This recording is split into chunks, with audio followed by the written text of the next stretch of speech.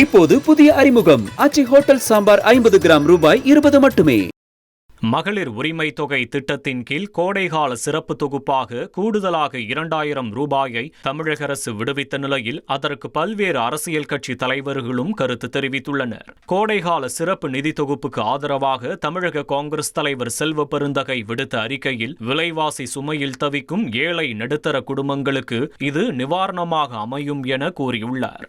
விசிக தலைவர் திருமாவளவன் விடுத்த அறிக்கையில் முதலமைச்சர் ஸ்டாலினின் இந்த நடவடிக்கை அவரது செயல்திறத்திற்கு சான்றாக அமைந்துள்ளதாக புகழாரம் சூட்டியுள்ளார். அதே சமயம் தோல்வி பயத்தில் மகளிர் உரிமை தொகை திட்டத்தின் கீழ் 5000 ரூபாய் வழங்கப்பட்டிருப்பதாக பாமக தலைவர் அன்புமணி ராமதாஸ் விமர்சித்துள்ளார். இதேபோல கலைஞர் மகளிர் உரிமை தொகை முதலமைச்சரின் தொலைநோக்கு பார்வைக்கு கிடைத்த வெற்றி என இந்திய கம்யூனிஸ்ட் மாநில செயலாளர் வீரபாண்டியன் பாராட்டு தெரிவித்துள்ளார்.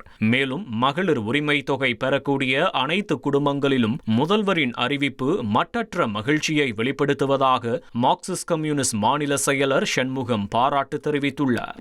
இப்போது புதிய அறிமுகம் ஆச்சி ஹோட்டல் சாம்பார் 50 கிராம் ரூபாய் 20 மட்டுமே.